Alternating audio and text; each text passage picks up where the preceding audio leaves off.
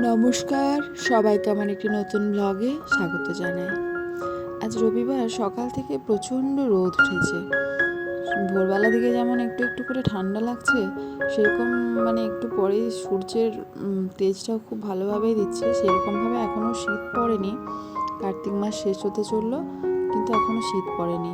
মনে হচ্ছিল যেন বৃষ্টিটা হলো, তারপরেই যেন শীতকালটা চলে আসবে। যাই হোক, কোনো কারণবশত এখনও শীত আসেনি। আর রোদ দিচ্ছে, সেই জন্য আমার তো খুবই ভালো লাগছে, জামা কাপড়গুলো শুকাচ্ছে ভালো। আর এখন রবিবার সকাল 8টার মতো বাজে। ঈশান পড়তে বসে গেছে, এখনও জলখাবার খাওয়া হয়নি। তো দেখি জলখাবার ওকে আজকে বানিয়ে দেওয়া যায়। বাড়ির কিছু কাজও হয় না, যে এমনিতেই সানডে বলে একটু লেট করে উঠেছি। বেসিনে কয়েকটা বাসন আছে, ধুয়ে নেবো। আর এমনি বেশিরভাগ বাসনটাই তো বিকেলবেলা মাসি এসে ধুয়ে দিয়ে যায়, কিন্তু হাতের কাছে যেগুলো থাকে আমি যতটা সম্ভব নিজে নিজে ধুয়ে নেওয়ার চেষ্টা করি।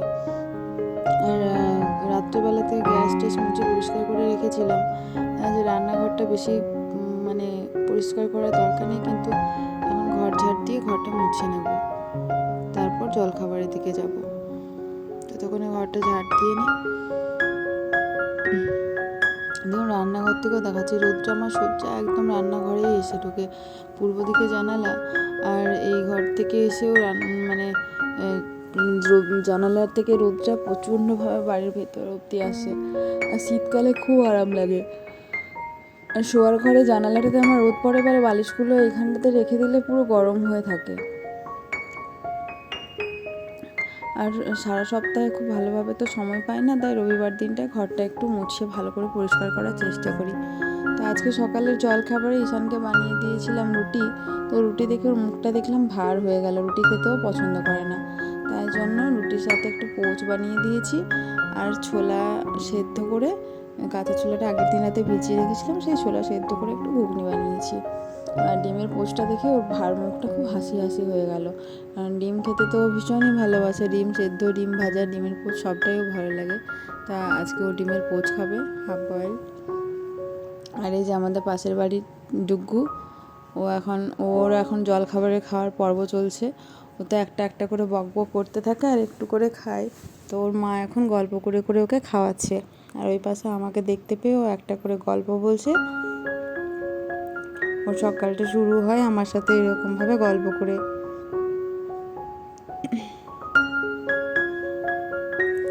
আজ অনেকগুলো জামা কাপড় কাচার আছে। এসি ব্ল্যাঙ্কেটটাও বেশ কেমন যেন বৃষ্টির পর স্যাঁত করছিল। আর 12 মাস তো ঢাকা নিয়ে থাকি। আর ঈশানের কয়েকটা ড্রেসগুলোও আছে, ক্যারেটের ড্রেসগুলো চট করে শুকাতে চায় না। তো এত রোদ দেখে ভাবলাম আজকে কেচেই নিই। তো চলুন এগুলো কেচে নিই, ভিজিয়ে মেশিনে দিয়ে দিয়েছি। ওরা কাঁচা হতে থাক, ততক্ষণে আমি জলখাবার খেয়ে নেব। আর যেটুকু হাতের কাছে রান্নাঘরের কাজ আছে সেগুলো টুকটাক করে সেরে নেব। আর এদিকে আমি ভাতটা বসিয়ে দিয়েছি। ভাতটা আমি পুরোটা প্রেসার কুকারে প্রতিদিন করি না, কিন্তু যেদিন যেমন সময় থাকে না সেদিন করে নিই। তো দেখলাম আজ সানডে, আজ একটু আগে রান্নাটা চটপট হয়ে গেলে বাবুকে একটু সময় দিতে পারবো।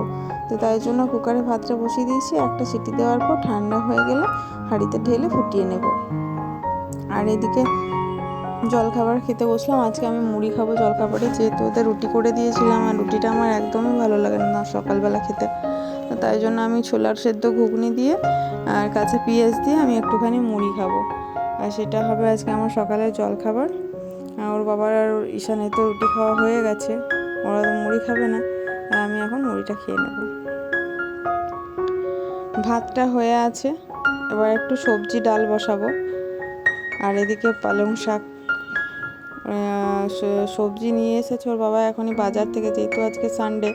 তো সারা সপ্তাহে সবজিটা আজকে নিয়ে আসা হয়। পটল এনেছে, আর টমেটো এনেছে, কচু এনেছে, ক্যাপসিকাম। আর বৃষ্টির পরে না সবজির প্রচুর দাম বেড়ে যায়। আর আদা, এগুলো এখন একটা বিরাট বড় কাজ, 1 ঘন্টার জন্য আমার লাগবে এগুলোকে সব গুছিয়ে ফ্রিজের মধ্যে ভরতে। আর কলা এনেছে, একটা ডাব এনেছে, আর পুঁই শাক। এটা আমার খুব লাগে, আমার পুঁই শাকটা খুব ভালো লাগে, কুমড়োতেও দিতে ভালো লাগে, কচুতে। তারপর এমনি আলাদা করে পুঁই শাকের চচ্চড়ি, যেটা আমার খুব প্রিয়, ওরা বাবা ছেলে অতটা পছন্দ করে না, কিন্তু আমি খুব পছন্দ করি।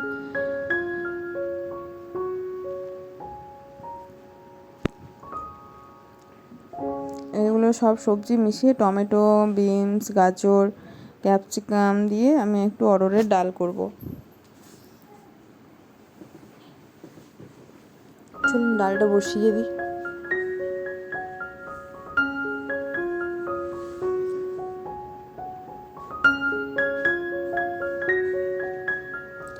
কুকার দিয়ে একটা সিটি দিয়ে নেব, তারপর ওটাকে ছুঁকে দেবো, তাহলে ভালো হয়ে যাবে। আমি বেশিরভাগ রান্নাটা কুকারে করি সময় বাঁচানোর জন্য। আমার সময়টা কি বলবো, ওই কড়াইয়ে আস্তে আস্তে হবে, অতটা ধৈর্য আমার হয় না। আর রবিবার দিন তো খুব বেশি কারেন্টও কাটে, তাই জন্য মনে হয় যতটা তাড়াতাড়ি হয়ে যায় ততই ভালো। আর এদিকে পালং শাক, আলু বেগুনের একটু সবজি বানিয়েছিলাম।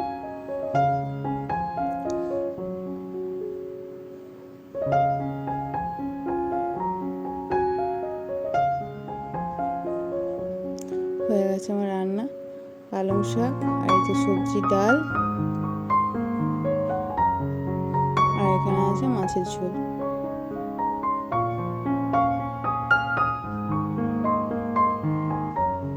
আর শেষে একটুখানি করলাম পুঁই শাকের চচ্চড়ি। বললাম না, পুঁই শাকটা দেখে আমার খুব লোভ আসছিল, একদম কচি কচি ছিল তো, আর মানে একদম টাটকা, যেন বাড়ি থেকে তুলেই নিয়ে এসেছে।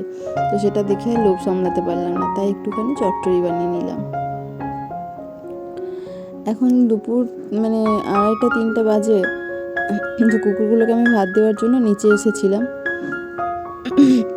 আর এই যে এখন বিকেলবেলা, আজকে রাতে খাবারের কোনো ঝামেলা নেই, মানে খাবার বানাতে হবে না। অ্যাকচুয়ালি আমাদের কালী পূজা উপলক্ষে ক্লাবে খিচুড়ি হবে, তো সেই জন্য রাত্রে যেহেতু খাবার করার নেই, তাই ভাবলাম বিকেলে একটুখানি কিছু বানাই, যেটা মানে মুখরোচক মিষ্টি টাইপের হবে। তো বাড়িতে কয়েকটা কলা ছিল, কলাগুলো এমনি এমনি ফেলে দিতেও ইচ্ছে করে না, তো তাই জন্য ভাবলাম কয়েকটা দুধ পোয়া বানাই কলা দিয়ে। তো এখানে কাপে করে 2 কাপ ময়দা নিলাম, 2 কাপ সুজি, 2 কাপ ময়দা,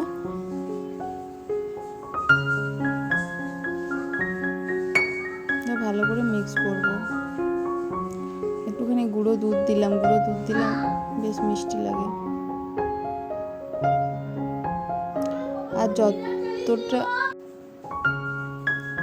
আর যে যেমন পরিমাণে মিষ্টি খান সেই পরিমাণে কিন্তু চিনি দিতে হবে।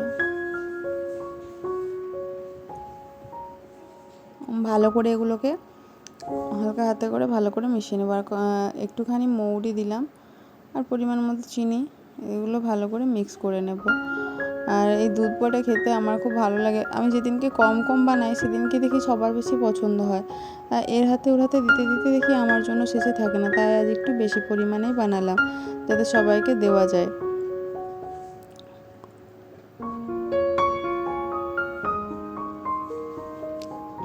কলা দিয়ে বানালে যেন একটা মানে তালের মতো ফ্লেভার আসে, আর সেটা আমার খুব ভালো লাগে। আর এই কলাগুলো এতগুলো ফেলে দেবো, 3-4টে কলা দিয়েছি। আর একটুখানি দুধ দিয়ে ভালো করে মিক্সির জারে দিয়ে এটাকে ব্লেন্ড করে নেব।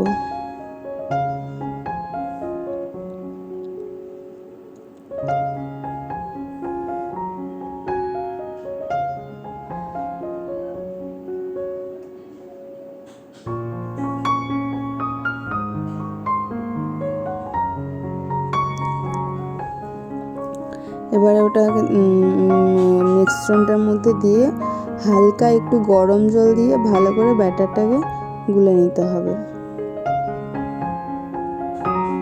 একটা ঠিক মতো ব্যাটার তৈরি করতে হবে, যেমন পিঠের আমরা বানাই সেই রকম। আর হালকা গরম জল দিতে হবে, কারণ তাহলে মিশ্রণটা ভালোভাবে গোলা যাবে, না হলে কিন্তু দলা পাকিয়ে যাবে। ঠান্ডা হলে ওগুলো ভালোভাবে মিক্স হবে না। দেখুন এইরকম ঘনত্বের একটা ব্যাটার তৈরি করতে হবে।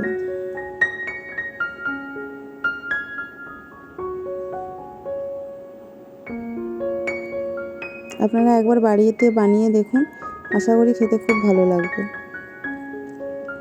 এবার এটাকে আমি কিছুক্ষণ ঢাকা দিয়ে রেখে দেবো, সুজি দেওয়া আছে তো, সুজিটা একটু ভিজে যাক। চলে এসেছি, ঢাকনাটা খুলে নেব। দেখুন এভাবে একটা একটা করে ভাজতে হবে।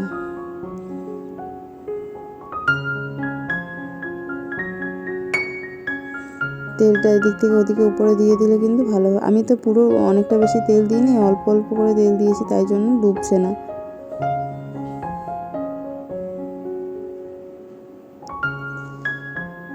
এরকম করে একটা একটা করে দুধপোগুলো ভেজে নেব। এই যে হয়ে গেছে আমার দুধপো।